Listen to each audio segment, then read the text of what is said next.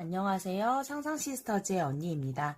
오늘은 제가 딱 이맘때 어떻게 공부했는지 알려드리러 왔어요. 자신만의 루틴이 있으신 분들은 절대 따라하지 마시고 자신의 루틴을 끝까지 지키시기를 부탁드립니다. 하지만 나는 루틴이 없는데 어떡하지? 시간도 없는 것 같고 시간 활용을 어떻게 하지? 이런 분들은 한번 제 방법을 고려해 보세요. 하루 시간을 어떻게 썼는지, 그 다음 남은 시간, 전체 시간을 어떻게 썼는지 두 가지 측면에서 말씀드리도록 하겠습니다.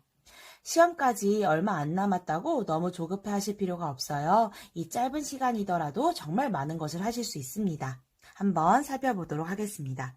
먼저 하루 활용법인데요. 저는 임고 합격할 때 1년 기간제를 병행하고 있었고 2학기부터 공부를 시작했어요. 그렇기 때문에 시간이 엄청 부족했습니다. 물론 전 오랜 기간이 있었긴 했어요. 그래서 하루 루틴을 거의 제가 앞으로 말씀드릴 게 딱 짜놓고 시험 전날까지 공부를 해나갔습니다. 먼저 5시에 학교가 끝나요. 고등학교에서 기간제를 했거든요. 5시에 학교가 끝나면 5시에서 5시 반까지는 이제 이동을 해서 독서실에 도착을 하게 됩니다. 그리고 5시 반부터 6시 반까지는 저녁을 먹습니다. 이때 제 동생이랑 함께 인고 공부를 했기 때문에 함께 저녁을 먹었어요. 밥을 먹고 6시 반에 이제 독서실 다시 도착하게 되는데 어떨까요? 밥을 너무 많이 먹어서. 그렇죠. 졸리게 됩니다. 근데 졸린 걸 참고 공부하면 저는 효율이 없다라고 생각을 해서 과감하게 잤습니다. 8시부터가 본격적인 공부의 시작이었습니다. 그래서 8시부터 10시까지는 교육학 시간이었어요. 그래서 1시간은 모의고사를 풀었고요. 1시간은 모의고사에서 나온 내용을 정리하는 시간을 가졌습니다. 이때 만들어진 게 제 이전 영상의 단권화 노트가 되겠습니다. 그리고 10시부터 12시까지는 제가 전공 1이라고 표시를 해놓고 제가 가지고 있었던 서브노트와 기출문제를 중심으로 공부하는 시간을 가졌습니다. 그래서 2시간 동안은 서브노트와 기출을 중심으로 백지암기도 하고요. 저는 깜지도 많이 썼어요. 깜지도 많이 쓰면서 공부하고 그다음에 서브노트에 있는 내용과 기출문제에 있는 내용을 계속 비교해 가면서 어떤 문제가 나올까 예측도 해보고 이런 식으로 공부를 했던 것 같아요. 그리고 이제 12시부터 1시까지는 전공 2라고 해서요. 밴드 스터디를 진행을 했어요. 이 밴드 스터디는 제가 오프라인 스터디를 할 시간이 없어서 사회과 카페에 밴드 스터디를 하실 분에서 모집을 했거든요. 이 밴드 스터디는 어떻게 진행을 하는 거였냐면 그날 공부한 내용 중에서 자신이 생각하기에 가장 중요한 내용을 올리는 스터디였어요. 만약에 제가 하천지형을 공부했어요. 그럼 하천지형에서 가장 중요한 내용을 올리는 겁니다. 그러면 남들도 함께 보겠죠. 그리고 남들도 같이 올립니다. 뭐 자기가 공부하는 뭐 경제지리가 될 수도 있고 도시지리가 될 수도 있겠죠. 그러면은 그 올린 내용을 제가 공부해보고 내가 이 점은 몰랐었는데 하면 제 서브노트에 기록해놓고 이렇게 개념을 확장해 나가는 용도로 밴드 스터디를 사용했습니다. 밴드 스터디를 다 제가 올리고 남의 거 보고 하면 1시간 정도가 지나더라고요.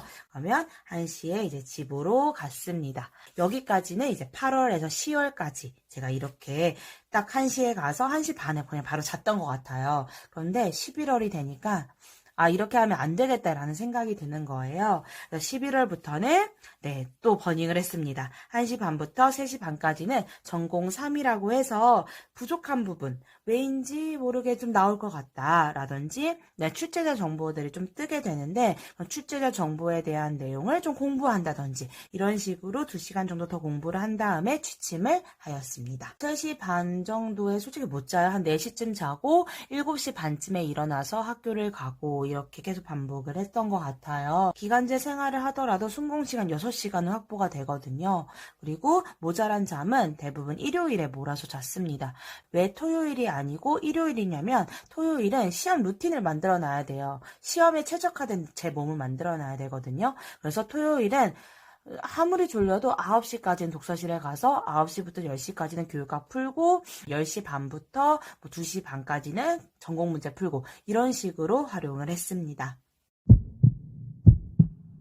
전체 시간 활용법, 남은 시간을 어떻게 활용하는지에 대해서 말씀드려 보겠습니다.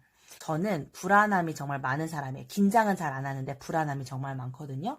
이 불안함을 줄이기 위해서는 회독수를 이렇게 늘려나갔어요. 자, 이 회독수를 늘려나가는 게 불안함에 조금 도움이 돼요. 왜냐하면 많은 것을 본 것 같거든요. 근데 그게 의외로 머릿속에 다 들어가 있습니다.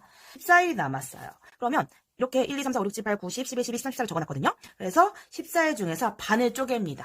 자, 반을 쪼개면 1일부터 7일까지는 1회독을 하는 거예요. 7일이 남았죠? 그럼 남은 7일 중에서는 또 반을 쪼개요. 그러면은 8, 9, 10에서는 또 한 번 이 시간에 1회독을 하는 거예요. 그럼 남은 시간을 또 쪼개요. 그래서 이때는 또 3회독을 하는 거고요. 또 마지막도 또 쪼개요. 그래서 이때 1회독, 이때 1회독 하면 최소 14일이라고 하더라도 5회독을 할 수가 있는 거예요. 저는 이런 식으로 100일 때부터 이렇게 했던 것 같아요.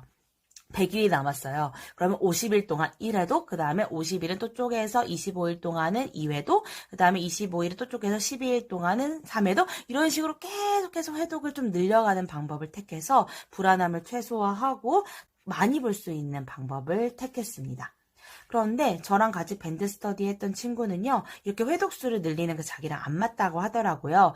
그 친구는 이렇게 또 천천히 보면서 합격하긴 했거든요. 그러니까 이것은 자신이 맞는 방법이 있을 거예요. 그래서 그 맞는 방법에 따라서 실천해 주시면 되겠습니다. 근데 저는 이제 시간이 너무 부족했던 기간제 병행 임고생이기 때문에 이 회독수 늘리는 것이 상당히 큰 효과를 보긴 했습니다. 기간제 병행하시지 않는 분들은 아마도 제가 공부했을 때보다 시간이 훨씬 많으실 거예요. 그래서 지금 남은 시간만 잘 활용하셔도 합격이셔요.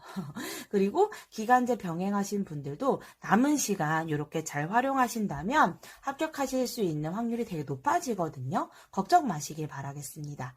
그리고 자신의 루틴대로 자신감을 가지고 내가 지금 공부하는 것이 시험 문제에 나온다라는 생각을 가지고 하시다 보면 선생님들의 합격이 선물로 다가올 것을 확신합니다. 저도 그랬으니까요. 네, 오늘 제 영상은 여기까지입니다.